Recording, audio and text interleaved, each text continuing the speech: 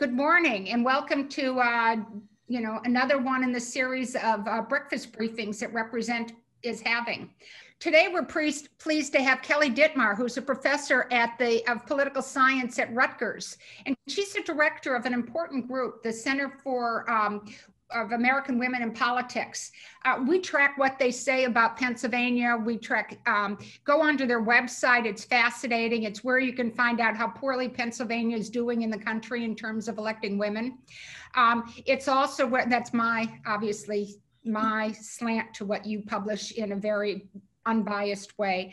But they really are on the, on a national basis, they're looking at a lot of organizations. They're a resource place. You can go and find support organizations. It's really fascinating. And Carolyn Adams of Temple University had sent me a note last fall and said, you know, have we ever considered having somebody? I'll make the connection. So I'm grateful to Carolyn for doing that. And we're very grateful that Kelly is going to be on with us today. So I want to fill you in a little bit to start with on what's going on in the PA legislature, because this is one of these things that we feel is, our obligation to you is as our donors and our listeners, and that's that the PA legislature is continuing to be an awful group of people. Again, my bias, but I think they're feeling very emboldened. They thought that they wouldn't do as well in the fall elections, and since they did well, they're thinking that they've got the mandate to continue their push. So many legislators were part of this, quote, illegal elections push, where they said that the elections were not fair. You probably saw that 8 of our members of Congress, 8 of the 18 representatives from Pennsylvania in Congress, 8 of them refused to certify the election in Pennsylvania, the election in which they were all elected. But they all said that there was a lot of illegal things going on, despite all of the court cases. And then you get to our members in Harrisburg. 16 senators and 71 representatives were recently mentioned as having signed on to this. The elections in Pennsylvania were illegal. Again, these 87 people were all elected in the 2020 election. And this is what they're still talking about, is the illegal elections last year. Including one of the current state senators actually chartered a bus to go down to DC last week. And the interesting thing that came out about that one is he took the $3,000 to pay for the buses to go down to DC, and then he collected cash from people who were going. It's unclear what happened to that cash. But oh, by the way, Pennsylvania election laws allow you to use campaign. Oh, it was many buses thank you, Heidi. It was many buses that he chartered. And Pennsylvania election laws allow you to use your campaign funds for whatever you want. So this was a legal campaign expense in Pennsylvania to take these buses down. He maintains he did not go into the Capitol, however. And speaking of illegal elections, there were a lot of push by the state Senate not to seat Jim Brewster because there were some votes that came in, mail-in ballots that didn't have the right signatures on them, or the signatures weren't clear. And this had gone through the state courts many times, including the state Supreme Court. And this week, finally, he was sworn in because a federal court said, enough, there's no basis for this. This is the kind of thing that is being done. Last week, we had a discussion about the creation of judicial districts. Instead of talking about them as statewide districts, the creation of very gerrymandered judicial districts. So that because the legislators, and this is all a result of the same kinds of things, with things are appealed to the courts, and the courts rule against the Republican objections. So they said, well, if we can't, if you're not going to agree with us, we'll just change how the courts are elected so that we can elect courts that will agree with us. I know that the House this week voted to pass it. I don't know where the Senate stands, but we sent out some information after the last call, both for you to learn more about it and also to ask you to take action. I think today, Janet Diaz, do we have somebody who's running for state court on this call today? Oh, Sierra Street, is that you? You're running for office. Good morning. Hi. Are you running for state court? I am. I'm running for Commonwealth Court. For Commonwealth Court. And when the elections are this fall? Well, the primary's in May, on May 18th. So that's the upcoming date, the first election date. You have to make it through the primary to get to the fall general election. Well, you know, Represent does not take a stand on court, those kind of elections, but we're happy to have you here, and we're happy that that you've elected to join us today, and happy that you're running for office. And everybody should remember, Commonwealth Court, these are statewide offices. And so watch for the name Sierra Street on the election. Thank you. Thank you so much. Thank you for all of this information. It's great.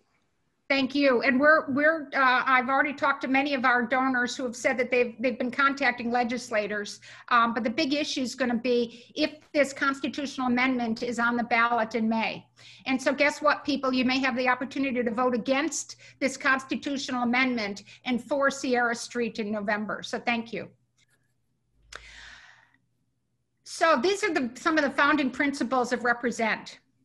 We believe in reflective democracy. We believe in the fact that until and unless our elected officials look like all of us, we don't have fair elections. You know, one of the things that this constitutional amendment to create districts for judges does is it talks about, hey, judges aren't elected fairly from all over the country. But it ignores the fact that all the other ways that we don't have a diverse group of judges, including on race and gender. Represent was founded to support women for running for the PA legislature. And at the time of our founding, Pennsylvania ranked 49th of the 50 states in elected office. And I think after the 2018 elections, I think we moved to 42. We haven't seen the numbers this time, but I don't think we made much progress. Women can win, and that's, I'm hoping, is the theme of our Kelly's speech, speaking with you today. And Represent is exploring what we can do different in 2022. So Kelly Dittmar, we're thrilled to have you here, and the floor is yours. All right, so thank you so much for having me. Thank you for getting up after a day of impeachment. It's been a long 2-3 many weeks. So I do appreciate everybody taking the time, and those of you who are supporting the both recruitment and election of women. I mean, that's what, so at the Center for American Women in Politics, if anybody's not familiar with who we are, we're a national nonpartisan organization to promote women's participation, both as candidates and elected officials, but also in voting and in all other ways that women can be engaged and influential in politics. And we do research. We're based at Rutgers University, as Christine noted. And we also do programs. So we have a national program called Ready to Run. Many of you might be familiar with our partners in Pennsylvania, Ready to Run Pennsylvania, which is through Chatham University, the Pennsylvania Center for Women in Politics. So we also do programs for college women and try to encourage and develop their leadership development so that we can change these institutions and change the pipeline so that we have more women, again, running and winning at all levels of office. And thank you to Carolyn, too, for making the connection to this organization. We try to support and have connections with organizations that are doing this work on the ground. And so we also on our website have a resource map that tries to include as many organizations as we can, whether they are partisan or nonpartisan, whether they are targeting women or more general, that might support women who are thinking about running for office. So all of that is available. It's our website's pretty easy to find, cawp.rutgers.edu. We also are known probably most of the time for the numbers. So we keep track of the data on women's political representation and candidacy. And so when you see those numbers cited, you know, in a newspaper article, or as Christine was noting, sort of where the rankings are, that's coming from us. And so what I'm going to do in terms of just a briefing part of today is focus mostly on some numbers and just give you the context for 2020, what we saw happen both, you know, at the federal level and then also at the state legislative level, and a little bit, of course, in Pennsylvania, but then try to leave plenty of time so that we can talk more in more nuanced ways about why, what the impact is, all of that. So let me just start by noting the obvious. The US continues to fall short of gender parity at all levels of government. A record number of women serve in Congress and in state legislatures today. But while women are over 50% of the population, they remain less than a third of elected officials at and above the state legislative level in 2021. And for all of our local elected office holders, I am happy to explain why we don't have comprehensive numbers at that level. We do have mayoral numbers. This is something that we recently got some financial support to do in the coming year. So we're hoping to build that out. But as you can imagine, it's tough to keep track of all those numbers. What we do know, I should say briefly, at the local level is we cannot assume that there are more women at the local level. In most of the states, including New Jersey and Pennsylvania, where we have done those counts with partners or on our own, the numbers are usually lower or on par in terms of percentages of women as they are at other levels. So there is a misnomer sort of out there, or an idea that, oh, as you get lower, there's just more women. We know that's not the case. So we know that all of the work that we're all hoping to do has to start at that level as well. So this just gives you a sense of the trends of women's percentage over time. It only goes to 2020, sorry, on the left, need to update that chart. But then you can see the changes from 2020 to 2021 on this chart on the right. So again, progress, we're making progress. We're seeing some increases in this last election cycle at all levels, except for the US Senate, which I'll talk a little bit more about. But again, less than a third of office holders. To give you a sense of Pennsylvania, of course, at the congressional level, we know that women are 4 of 18 members of the PA House delegation. Of course, we've never elected a woman, and I say we because I'm in Philadelphia. We've never elected a woman to the US Senate, never elected a woman governor. Only one woman currently serves in statewide executive office in Pennsylvania today. And as of today, after the Brewster decision, we know we're at 28.9% of the state legislature in Pennsylvania is women. That is, Pennsylvania is in the latter half. I don't have the exact ranking, but I think we just posted that on the website yesterday because we were waiting for that decision. So we know that Pennsylvania falls below the national average in terms of state legislative representation. When it comes to elections more specifically, we might think of gender parity, of course, as being evaluated in who runs and wins. And we know in the 2018 election, a record number of women ran for congressional and gubernatorial posts. There were a record number of women nominees at the congressional, gubernatorial, statewide executive, state legislative levels, meaning more women were on general election ballots than ever before in November 2018.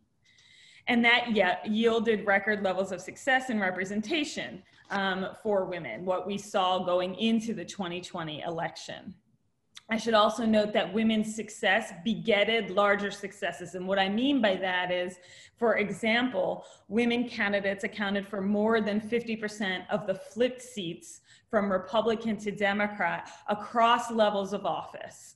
And women non-incumbents won at higher rates, especially Democratic women, at nearly every level in 2018. So this is why candidates like Elizabeth Warren and others were on the primary campaign trail saying, don't tell us that women are unelectable. In fact, we proved in 2018 that women and Democratic women were more electable in the most competitive districts than their male counterparts.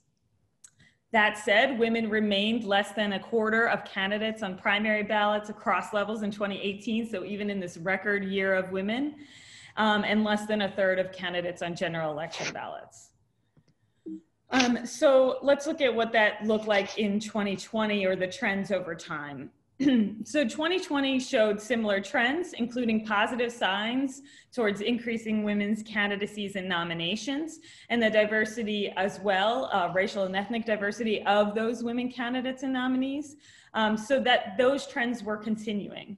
A record number of women filed to run for the Senate overall from both parties, a record number of women filed to run for the House overall and among Republicans. Specifically, Democrats matched the record high they hit in 2018 in terms of House candidacies. Of course, you know that was a record-shattering number in 2018. And then a record number of women were also nominees for the US House across and within parties. So you can see these trends by, again, House and Senate and by party. So this year, we also saw a record number of Black, Latina, Asian or Pacific Islander, and Native American women running for Congress overall and in the US House. And a record number of Black, Latina, and Native American women were nominees for the US House. So this is also important. And we at CAWP are trying to do a better job at looking at these trends broken down, not just saying, certainly we have the overall numbers when we think of women of color as a category, but being much more specific about the groups that we're tracking and the trends that we're seeing for women of different racial and ethnic backgrounds. So all of these record numbers, however, don't denote parity.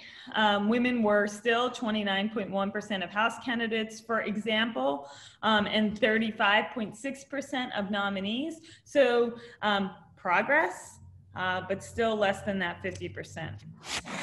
And you can see the percentages again at other levels of office here. In terms of the state legislatures, again, we had a record number of women state legislative nominees, but not for Democrats. And so I'm going to talk about the difference in partisan trends, why we think that is, and everything in 2020. In Pennsylvania, state legislative nominations were not at record levels overall, or for Democrats in either the House or Senate.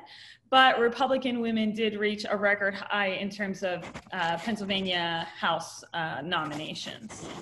And again, that's consistent with what we saw at the congressional level and what we saw in other states. So Republican women in large part were catching up, right? Making up largely for lost ground that they saw in 2018. So this speaks to an important point, that it's important for us to be clear about which women are finding electoral success in any given election year or over time. So the gains for women in election 2018 were concentrated among Democratic women at every level of office. The number of Republican women declined and in the US House, among governors, among statewide elected executives, and state legislatures from 2018 to 2019. And in fact, just the most glaring was in the US House, the number of Republican women went from 23, already a small number, to just 13 members. But the story was very different in 2020. This year, Republican women were responsible for all of the increase in women's House candidacies, as I noted before, and they accounted for most of the gains in the number of women House nominees. They're also the majority of non-incumbent winners of US House seats. So if you see here, there are 27, all of this is, we have a tracker on our website, so it's easy to find later if you want to explore a little more. But there are 27 new members of the US House. Of them, 18 are Republicans. So again, 2/3. I should note here, just because this year wants to complicate us at every level. One of these women, her seat is contested. This is the race in Iowa. So we're counting her because she's seated, but that is being contested by Rita Hart, a Democratic woman. And Claudia Tenney is in a race. She's a Republican woman that's not yet decided. So this is based on what we have as of today.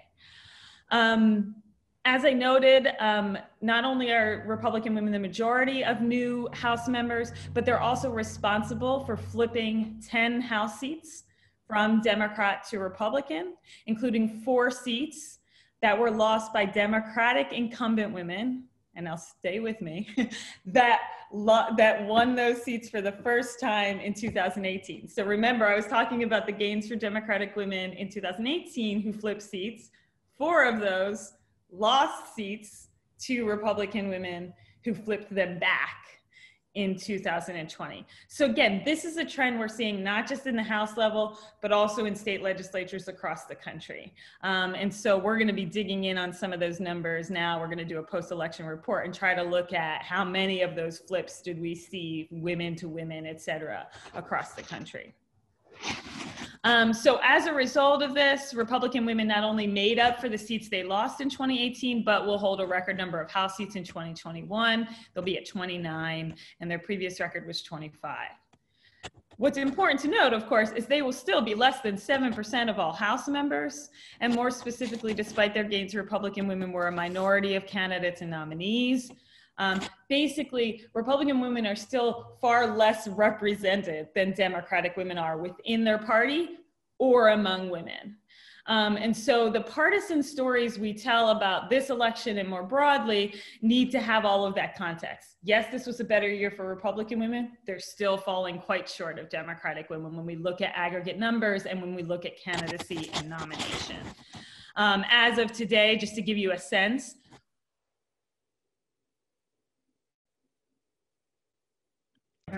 Republicans in the House.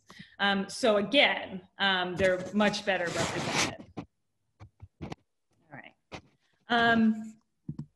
In terms of the progress for women of color that I mentioned across groups, and this does pull the numbers together to note that there are a record number of women of color in Congress today, as well as in state legislatures, and we'll have those more definite numbers in the spring when we finish our race verification. But the story, again, is a little bit different. In 2018, for example, we were celebrating a lot of firsts. Can you all hear me okay? Sorry, I just got a glitch in my internet. So we were celebrating a lot of firsts in 2018, and unfortunately, in some regard, right, we're still celebrating a number of firsts, even in 2020, for women of color, women of color's representation. 2 data points to put this into perspective.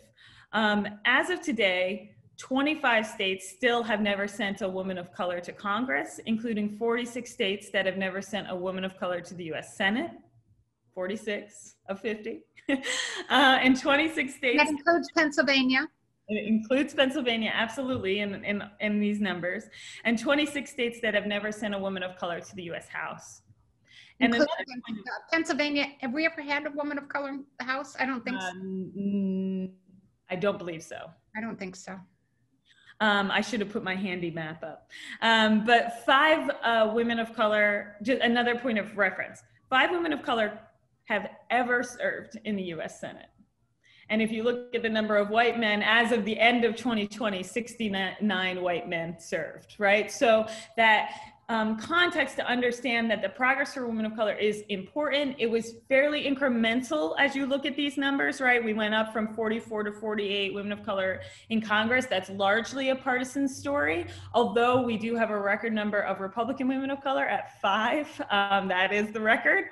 And so there was some progress there, some party progress, but so much more left to do to get to anywhere near some fair and equal representation across groups and within.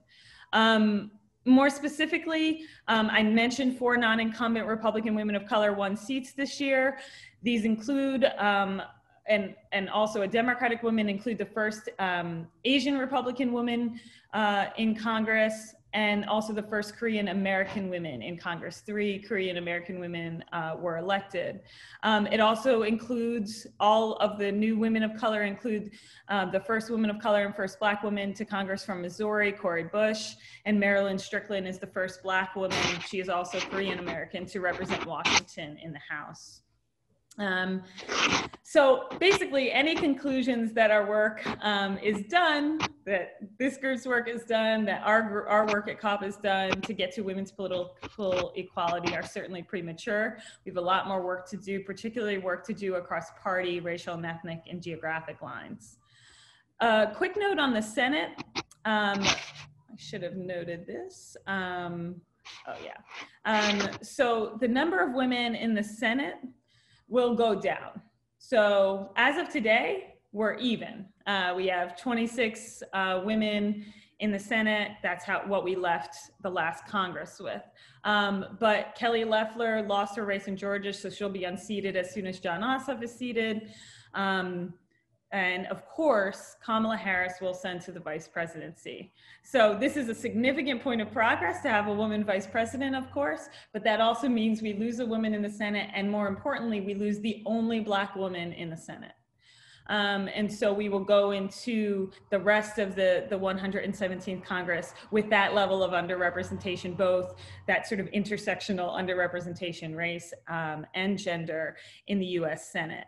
I should note that the first woman elected to the Senate from Wyoming, Cynthia Lummis, was elected in the last cycle a Republican. She was the only sort of new woman senator, first woman senator milestone in the last election. And we will also probably see a drop in women and women of color in the House based on the appointments from the Biden administration. But we'll see, they could be replaced by other women. And that's the hope. And that's the, right, we need to sort of put some pressure on that. Lastly, I just wanted to give you, again, a little bit more of a detail on the state legislative numbers, including in Pennsylvania. So right now we're at 2,276 women who will serve in state legislatures. Just to give you a sense of percentage, that's 30.8%. So we're over 30%, but again, under 50. Changes come every day with these state legislative numbers. So you can always keep track of them again on our website. We already have a couple of special elections and things that are changing the numbers, but as of today. And you can see the party break. Again, Democratic women much better represented across the country in terms of state legislative positions. And we'll see records for even Democratic women nationwide, again, serving at the start of 2021. You see the significant party differences, as I mentioned here. But then also the changes in representation, you can see a little more specificity about where those changes happened. Also, just to give you one quick sense, compared to the 2018 election, in the 2018 election, we had a significant jump in the number of Democratic women state legislators nationwide. About 300 new Democratic women, and we had lost Republican women by nearly 50. This year, we're seeing gains in both parties, even though they are both sort of smaller overall. So again, mirrors the trends we saw at the federal level. Looking beyond nationwide counts, women's state legislative gains, again, are gonna vary by state legislature and by chamber. So based on our results as of today, 32 states saw an increase in women state legislators, 11 states saw a decrease, 7 states have the same number from 2020 to 2021. 22 states saw an increase in Democratic women state legislatures, 13 states saw a decrease in Democratic women state legislatures, 14 states have an equal number. And then more states, 29 states saw an increase in Republican women legislators, 10 states saw a decrease and 10 states were about the same, women will represent 50% or more of state legislators in just one state, Nevada. And women will hold at least 50% of seats in just three state senates and 4 state houses. So 7 total chambers. And those include Nevada, Rhode Island, Arizona, Colorado, New Mexico, Oregon, different chambers. So while again, progress, even after 2018, celebration of this 50% chamber, again, the majority of chambers fall short of 50%. Just want to give you the Pennsylvania numbers and then I will stop talking. Pennsylvania has seen a rise in the overall number and percentage of women in the state legislature from 2020 to 2021, but by very small numbers, right? So we're talking about a net increase of 5 women overall in the state legislature, the number of Democratic women, a net increase of 2, a net increase of 3 for Republican women, increase by 1 in the Senate, and an increase by 4 in the state house. And so it's important, again, always looking to that progress. And those are net increases, so that doesn't include all of the new women. So I just want to be careful about that, right? Those are just how do we see the overall levels of representation change in the state between these 2 years. So I am happy to talk about more numbers or talk about the sort of reasons and context for these changes, but I wanted to be led a little bit by those on the call and the questions you have. So thanks so much. Thank you so much, Kelly. If people could raise their hands, and Jamie, if you'd call on people, I'd like to give Kelly the first question, however, and that's that, so as Represent maps where we're going and what we're going to do in the next cycle to change these numbers in Pennsylvania, what state should we be looking at who did the best? You know, I heard that Minnesota overall did well for Democrats. I don't know if that was the case for women, but I just wondered, instead of me pouring through all of the wonderful data, and I do go on your website frequently because it just makes me mad. But when you know, are there particular states that we should look to emulate? So I think yes, yes and no. So the challenge of states is everybody's dealing with their own very unique political circumstances. So I always am careful to say, you know, the reason we do state-based programs and the reason why organizations like yours are so important is because you understand what's happening in the state. So you're not going to get a nice, you know, and we're never able to say, here are the 5 things you need to do. But I do think that looking at states, certainly the states that have fared especially well. So again, most recently, that's Nevada and states in the West who have been able to really yield parity in representation. Those states will provide perhaps some insights into what does it take to get all the way to that level. But then I think it might be better and more useful to be looking at sort of better comparator states, maybe like a state like Michigan, or a state in which you have similar populations and party structures that are kind of in the way, right? You know, and sort of how do you deal with, for example, in Pennsylvania, we know, you know, obviously Philadelphia is its own entity. It feels like a separate state, and then the rest of the state, right, in terms of partisanship and ideology. So I think looking at comparator states that have ideological differences like we do geographically, and also that have party systems that have acted largely as gatekeepers to women, to look at the ways they've gone through that. In New Jersey, while we don't have the same ideological break, we certainly have the same or similar party challenges that are both within the Democratic and, right, it's not necessarily, you know, worse for Republican women. It's just party, you know, bosses and gatekeeping. So we have a report on our site about some of the work done in New Jersey that worked to break through, talking about things like critical actors and the pressure put on from outside groups like, you know, like a Represent PA in New Jersey, it was Lupe Fund and others, you know, putting pressure on the party leaders and sort of publicly shaming. So there are some strategies that other states have put into place. And then the last thing I would say, if you know, I haven't thought about this, you could look at the states. We have a handy map that we put up on the state legislative results, and maybe look more specifically at some of the states that did see the Democratic increases in the last cycle, because that was a really hard cycle to see Democratic increases, and just sort of get a better sense of what they've done. But we haven't done the sort of post, you know, facto on the ground there to see what specific states were able to accomplish.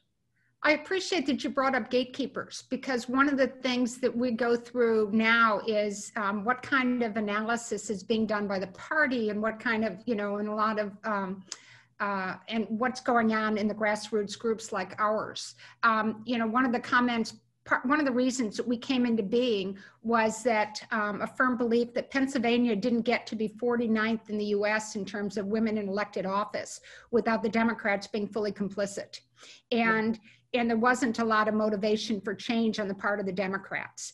And mostly these were white men Democrats who had no motivation to change. And so that's why we had to come into being, was to help support women in ways that, you know, kind of the discussion we had with Janet Diaz right before the event, where the powers that be in Lancaster County didn't think that she could win a race. And that's one of those purposes of Represent. And that's my commercial to all of you to continue to be donors to us, is that we do serve a valuable purpose.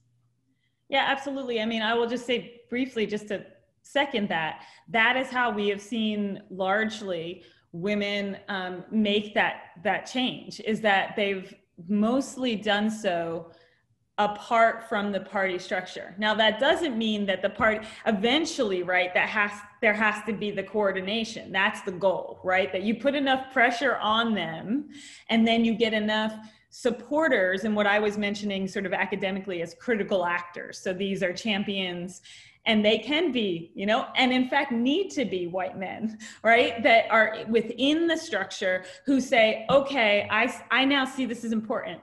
And honestly, I mean, this is a bit sort of brass tacks. It doesn't matter if they see it as beneficial for like overall justice and fairness, which they should, or if it's politically important for them. And so if you can make the incentive for them and for others to support, recruit women, et cetera, then you start to change you start to remove that gatekeeping, right? So it's working outside of the party so that you eventually sort of become the party. And Emily's List at the federal level is the great example of this. You know, they start out as apart from the party, and the party's annoyed by them, right? Now the party's going to Emily's List and saying, well, who are you supporting in the next election?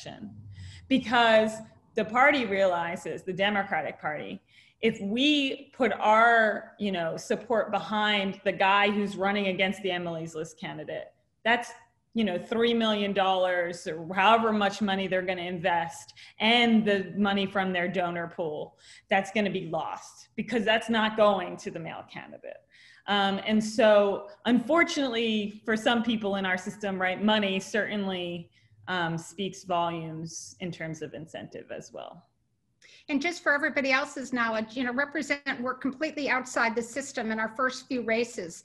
This year, when it looked like we were going to raise a lot more money, and we did invest $500,000 in campaigns this year, Meg Pritchard, who's our political director, and I were invited to join several of the tables around the state because people wanted to know who we were investing in.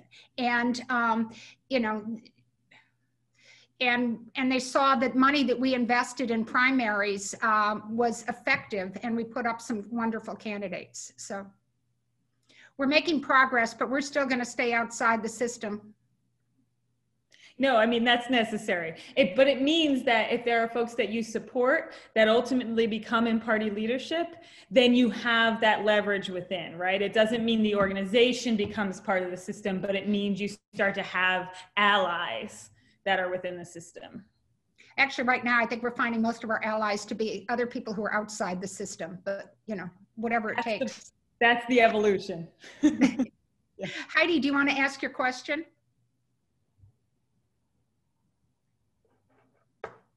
Sure. I just posted in the chat. One of the challenges, I managed the communication for Represent, and we definitely saw this phenomenon in the recent elections, and I think we see it regularly, which is that there are plenty of voters who get their information about upcoming elections from television and digital media, but that goes far at the federal level. And then when we get to the state level, we find that a lot of folks don't even know the name of their state rep when it comes time to voting. And we are looking for help with trying to overcome this challenge, whether it's resources that might be on your website or other suggestions for successful campaigns in other states where you've seen this work, because we're just not really sure how to make it clear to people that when, you know, the fairly basic example for Pennsylvania is that if there is going to be a change at the state level when it comes to, you know, abortion, for example, we can protect the people of Pennsylvania by making legislative changes in Harrisburg, where if there's a change being considered through the Supreme Court at the federal level, Pennsylvania could still provide the protection for Pennsylvanians. Mm-hmm. But people seem to pay so much more attention to what's happened at the Supreme Court level with this issue and forget or don't even know that this is an issue that can be controlled at the state level. And that kind of awareness is significant when you're trying to influence voters. Yeah, so this is I wish I had a magic answer because this is a forever challenge, right? And I teach political science, and I'm like, grappling to try to get the students to understand state level politics, because it's something that I will say, as a pitch, we need civics education at a much younger age now. And so I do think that's actually part of the problem. That said, even with that, people generally paid attention to and really focused on federal level. In terms of examples, I think this isn't directly tied to, but I think it speaks to the same sort of successful campaign. So this isn't necessarily a policy like abortion policy or reproductive rights, but in Michigan, you probably saw that ended up making national news in the last cycle. There was a young woman, she actually was from my alma mater, who started a campaign to do citizen redistricting. And her campaign was she's a young person. She used leveraged sort of social media messaging, videos, et cetera. She got attention from some federal folks for what she was doing.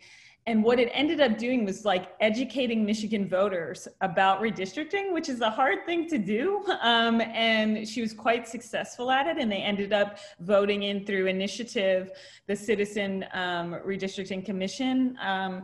That's how they ended up calling it, I think. But so that is just one sort of small case study where somebody figured out a way to get people interested in state level politics, because she made it very direct to how does this affect your daily life. And I think in the current moment, there is more opportunity to make that connection because of the economic challenges, COVID-related challenges, all of the stuff that is so very much based on the decisions that are happening at the state and local level. Racial justice, decisions around criminal justice, right? These are all happening at that level. And so if the messaging can be focused on, these are the things you care about, but let us sort of teach you, it is an educating that you're taking on. Here are the people. Here's the role that deals with that. Here's the person who's going to vote on that. Here's the person who's going to vote on that. And that's why we're supporting this person for this role, right? Like you can make that connection to the extent that you can make it very clear and obvious to supporters or those who follow you or those who you're trying to attract. I think that to the extent that you can, that might help, but it's still certainly a challenge. And they can always go to, for the representation numbers, we've done like sort of shared fact sheets and stuff. So if that ever is something you guys want to do, that's like, I want to focus specifically on the PA numbers of women and just, put that out to people too. What I always say is that's identifying the problem. Let's define the problem of women's representation and be very specific about where that is in Pennsylvania. And then it might also generate attention to support women at those levels in the state. Great. Kelly, could you give us the reference to the person who in Michigan, you said did this? Yeah, and I don't have her name off the top. No, that's okay. If you just send it to me. I'll send it to you afterwards, absolutely. Okay, Meg, did you have a question about candidates? Yeah, actually, and I see that Jill Denon has put something in the chat too about electing women to school boards. There was a lot going on in my house while you were talking, Kelly, so I may have missed it. But as I'm scribbling notes, I think at some point you were talking about, sort of lower down the ticket races and then, state house races and also federal races. I'm wondering, so we get involved clearly when candidates have declared, and we get involved in state house and Senate here in Pennsylvania. And, what we see is that we do not have, large numbers of women of color or Black women, and I'm wondering about the pipeline for candidates, right? Women are getting squeezed in any event in a lot of different ways in running. Can you talk a little bit about the pipeline, how broad it is, whether it's a problem, whether that's where we need to be focused or other organizations need to be focused in bringing women in, especially women of color? Yeah, so one thing that we've seen in terms of trends, specifically for Black women, increasingly for Latinas, and we're seeing it more evidence in higher populated areas for Indigenous women out in the West, is that when we think about pipeline and recruitment, that we have to be very careful about how we define politics and the cases we make to women. So what we know, again, in particular, Black and Latino women have been at the forefront of all activism and movements, right? Like, so it is to be very clear that it is not a lack of political engagement. What needs to happen is making the translation of that activism and advocacy into candidacy and office holding. We have seen that.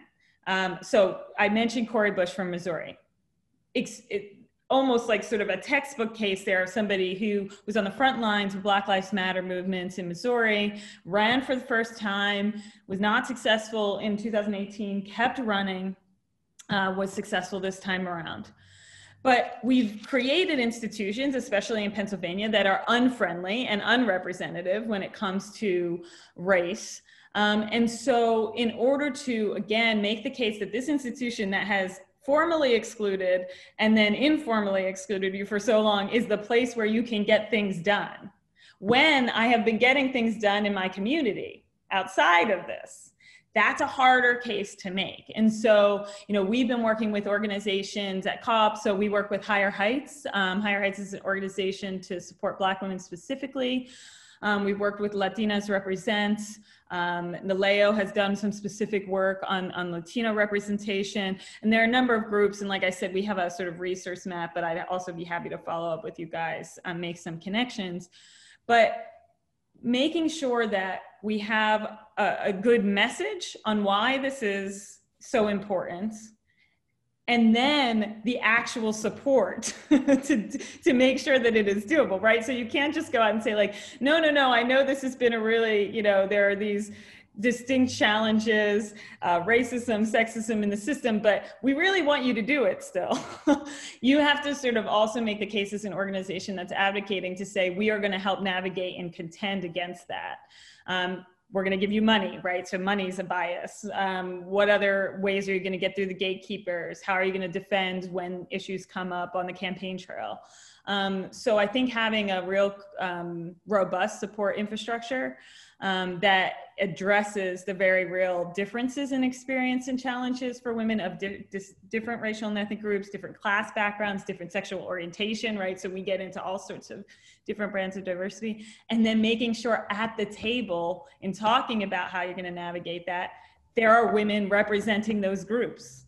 So the messengers can't, you know, be me, you know, saying that you should run for office. I can point to the challenges and what we know from the research, but for Ready to Run, for example, we make sure that our program for Black women, our program for Asian women, our program for Latinas are run by committees of women representing those backgrounds who have that lived experience. And I think that goes a long way for trust and also for more accurate sort of information and trying to change those numbers. So yeah, but it's tapping the talent that is there. And then the last thing on the gatekeepers is making sure there is certainly a persistent myth and bias that women of color cannot be successful in majority white districts or majority white electorates or whatever it may be. I'm happy to provide you all of the numbers to demonstrate that's not true, but you will confront that from those who want to say like, oh, that's too risky. I mean, look at Kamala Harris's presidential candidacy, right? For questions like that. But on the flip side, look at Stacey Abrams, look at what was done in Georgia, look at what was, I mean, again, we have a lot of numbers to prove that that's not the case. I think we have, thank you. I think we have time for one more question. So if people would have more questions, we're going to call on Joy Zug, but I know Carolyn Adams put a question in the chat. If other people have questions, you can put them in the chat and we'll get them answered as part of our follow-up to you. Joy, do you want to ask your question? Yeah, thank you. And thanks for this great event. I'm curious about how do you see like the role that male allies can take in making diverse representation a reality, specifically straight white men. Yeah, would love to hear your thoughts on that. I'm gonna steal a line from y'all know Zerlina Maxwell, who's a commentator and host on MSNBC, and there was a moment in the 2020 Democratic primary where, out of sort of sheer frustration, she said, "No, I'd like to hear men say that they'd like to see more women in office. You know, I'd like to hear them just say that. Like the fact that just saying that is somewhat surprising. Speaks to the problem often, which is the expectation, and this is specific to the last question as well. The burden is often put on the groups, i.e. women, to increase women's representation, Black women to address the bias in the system, right? Like all of these things, when in fact, certainly men play a huge role. And I would go beyond, so there's certainly a way in which men, and particularly straight white men, when we think about axes of privilege, have a great amount of influence and can disrupt our institutions, right? So it's not only certainly in saying and valuing the importance of women's representation so that they can, be donors, be those who are recruiting, push back against the gatekeeping, right? All of these things. That's when, again, I'm using that same term, critical actors. In New Jersey, it was a white male Democratic Party leader who was one of those actors who finally said, no, this is bad for the party. We need to have more women. I'm going to reach out to these groups that have been training women or supporting women, and then tap them to be candidates. But men also play a role in the cultural dynamics of politics, right? So I haven't gotten into all this. This is like, my book and my academic work, which is there's a perpetuation of masculinity and masculine dominance, and particularly whiteness and white male dominance in how politics is even functioning. And men can certainly disrupt that in the ways that they behave. Donald Trump is the example of somebody who's done the opposite. He has reinforced, right, white masculinity in its sort of worst forms. But there are others, and you could, some examples from like a Joe Biden, I would say better examples from somebody like a Julian Castro, who have challenged what the idea of, masculinity in politics means, the power of that, men's roles, all of that. So I think beyond simply, certainly being allies and supporters of women, ceding the stage a bit, but then also being part of changing the culture matters, because if we have a friendlier culture, then we also hope that that will help in the recruitment and retention of women in elected office or as candidates. Thank you so much.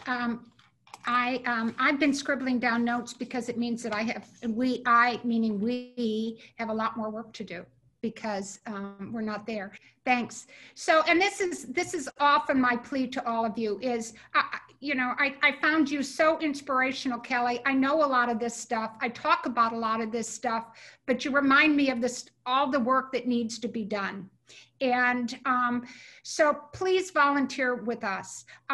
Specifically, we've had a lot of discussions among the Represent Board, and the things we could use some help are. Love to have somebody who wants to just keep track of what the policy issues are in the state and who's doing what, so that we can know what issues are important and what's going to be coming up. Again, I mentioned that we view part of our responsibility and part of our what we want to do with these breakfast briefings is to keep people aware of what the issues are in the state. So we could use somebody who just wants to keep track of policy for us. On the political committee, we're still, Meg Pritchard, who asked a question earlier, is running this. We've got a bunch of questions about, do we keep continuing to support candidates in the same way we do? One of the things we heard over and over again is the need to support at the primary level, and in order to make sure that candidates who represent us and represent our values are those that get, clear the primary challenge. What else should we be doing in that area? Meg could do some more support, more minds on that. Meg asked a question about candidate development. This is something, and gatekeepers and how all of that works. We'd love to have somebody who can help us coordinate with groups like Higher Heights and like the State Black Caucus to figure out how do we what role should we be playing, and who's working on this? Carolyn Adams, I'm again so grateful that you introduced us to Kelly Dittmar for today's wonderful program. Who else has ideas about programs? Who wants to make sure that we do these things effectively? We could use some help in that area. And also, Nita mentioned development. You know, none of this works. Part of the way we've been able to really become a force in this state is through all of you and through fundraising and through the money that we were able to invest in great candidates, several of whom are on this call. I'm speaking to you, Jill Denon, for example. Women that we supported and we were proud to support, but we need help in raising money so that when they raise their hands the next time, we can help them. We're still working on what the next breakfast briefings are. We want to talk about what's next for Represent, but we're looking for your ideas on what you'd like to know more about. We were able to pull together over 50 people on this, and many of whom seem to be new to me, at least as I was scanning your faces.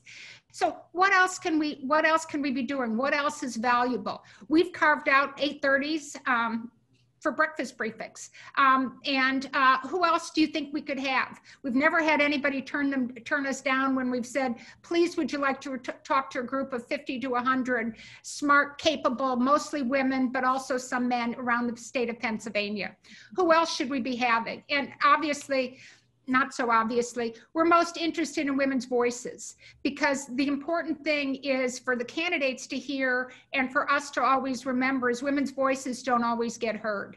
And so this is a forum to make sure that brilliant women and capable women are having a forum to get these issues raised. So it is just about 9:30, finished on time. Thank you all very much. I give great praise to Kelly for doing this for us, because I just think it was, I feel re-energized by this. And I guess the bad numbers really re-energized me too, you know, but and the bad work that's been done in Harrisburg.